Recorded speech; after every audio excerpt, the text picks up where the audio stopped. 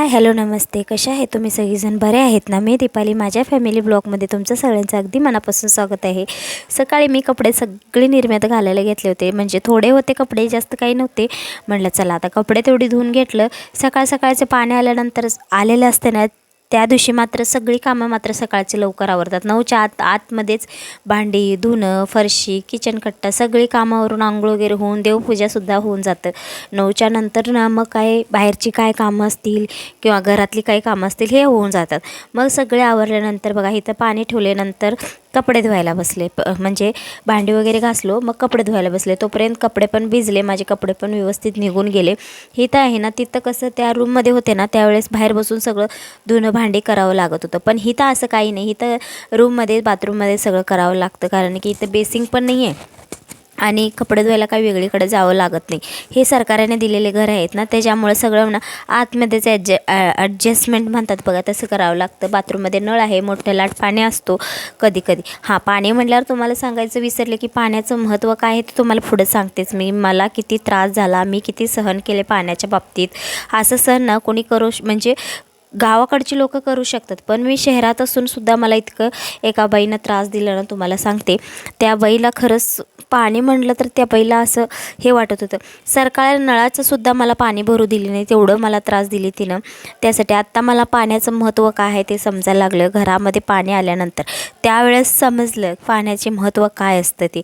आंघोळ करूनच प्यायला पाणी वगैरे भरलं, कारण की तेच पाणी आम्ही देवपूजाला वगैरे वापरतो त्यासाठी. मग आंघोळ केल्यानंतर सगळ्या जेवण बनवायला तेच पाणी असतं, परत स्वयंपाक बनवायला, परत देवपूजा करायला सगळं पाणी आंघोळ करून भरलं ना. वापरायचे पाणी मात्र आंघोळीच्या आधी भरते. मग स्वयंपाकाचं देवपूजाचं पाणी आहे ना आंघोळ झाल्यानंतरच भरते. आंघोळ वगैरे झालं, केस वगैरे झटकून दिलं. मुलासनी सकाळ सकाळ बसले होते लीड बनवायला, कारण की त्यांना म्हटलं लवकर द्यायचं आहे, तेवढं बनवून द्या म्हटल्यावर त्यांनी बनवायला बसले. मी मोबाईलवरती तारक मंत्र लावला आणि देवपूजा करायला सुरुवात केली. देवपूजा म्हणजे काय, मी देव वगैरे धुवून घेतलं नाही, फक्त दिवा अगरबत्ती लावून घेतला आणि अगरबत्तीला मस्त असं देवासमोर हात जोडून एक 15-20 मिनटं आपल्या श्री स्वामी समर्थ श्री स्वामी समर्थ असं म्हणत म्हणत मी थोडा वेळ थांबले होते. मग ते वगैरे झाल्यानंतर थोडंसं कळसाला पाणी घातलं. आपलं कुलदैवत म्हणून मी ही कळस मांडलेला असतो, त्या कळसाला एक ग्लास पाणी घातला. नंतर थोडंसं हळदी कुंकू वगैरे टिकली लावून घेतला. मला एक कमेंट आली होती, ते गळ्याला कुंकू लावताई, म्हणून मी गळ्यालासुद्धा आता कुंकू लावायला घेते. हे तर तुम्हाला माहीत असेल. कांदा मिरची घेतल्यानंतर तुमच्या डोक्यात सगळ्यांचे एकच नाश्ता येतो की पोहे. तर आज मात्र मी तेच बनवणार होते, पोहेचंच नाश्ता बनवणार होते. हां, तुम्हाला मी विसरले, सांगताच राहून गेलं की पाण्याचं महत्त्व काय असतं ते. ज्या घरात मी पहिल्यांदा राहत होते ना, ते घर का सोडले म्हटलं तर मी पाणी तिथं मला मी गेल्या व्हिडिओमध्ये पण सांगितले पाण्याचं महत्त्व. आत्ता मला समजते की पाण्याचं महत्त्व काय आहे ते, कारण की तिथं होतं ना पाणी. मला खरं सांगते, अजिबात मला पाणी द्यायचे नाही. मी सगळ्यांना विचारायचे, ताई तुम्ही मला नळाचं पाणी देता का, ताई तुम्ही मलाच नळाचं पाणी देता. आणि त्या बाईचं दहशत एवढं आहे ना, सरकार नळाचं सुद्धा पाणी तिनं भरू दिली नाही. आणि आम्ही का भांडणारे लोक नाही. मग माझे मिस्टर म्हणले, राहू दे दीपा, कुठं भांडण करत बसते. मी काकतनं अक्षरशः मी काकतनं नळसुद्धा असून मी काकतनं पाणी भरले त्यावेळेस, कारण की पाईपच लावायला देत नव्हती आणि पाणीच भरू देत नव्हती. नेणार असेल तर काकतनं घेऊन जावा, नाही नेणार असेल तर सोडून द्या असं म्हणत होती. मग मला इतकं पाणी, 3 मुलांची कपडे भांडी परत सगळं पाणी वापरायला पूर्ण एक बॅरेल काकतनं पाणी भरायचं. त्यासाठी आत्ता मला इथं पाणी आहे, सगळं आहे, व्यवस्थित आहे. पण ते खरं ते दिवस आठवलं ना मला खरंच वाईट वाटतो आणि मला लई म्हणजे कसं तरी होतं ते कसं आपल्या गावाकडचे लोक कशी काय करतात, आपल्याला एवढं त्रास होतो शहरात असूनसुद्धा. आणि गावाची लोक पाणी भेटत नाही, लांबनं पाणी घेऊन येतात, त्यांना किती त्रास होत असेल हेच विचार मी एकदा करते. मला एवढं त्रास झाला असेल तर असो म्हटलं चला. हे तर पोहेचा नाश्ता बनवायला घेतला. हिच्यासोबत थोडंसं लेकरांची आमची मस्ती चालू होती. तो बसून मला लई सतवत होता सकाळ नाश्ता करायच्या टायमाला. त्याला मारतच कांदा पोहे बनवून घेतला. कांदा पोहे म्हटलं तर आमच्या घरात सगळ्यांचा आवडीचं पदार्थ म्हणजे कांदा पोहे. त्या कांदा पोहे बनवून घेतला. त्याच्यासाठीच बसला होता तो किचनमध्ये, मम्मा झालं का, मम्मा झालं का म्हणत. त्याला उतर रे बाबा म्हटलं तर तो काय उतरत नव्हतं. लास्टला कोथिंबीर वगैरे टाकला, फिरवून वगैरे घेतला. आज थोडंसं हळदी कमी पडली होती म्हणताना थोडं फिक्कं दिसत होतं, कारण की माझ्यापासून ना हळदी संपलीच होती. म्हटलं राहू असो म्हटलं. एकीकडे चहा ठेवला, थोडंसं वरती झाकून ठेवलं.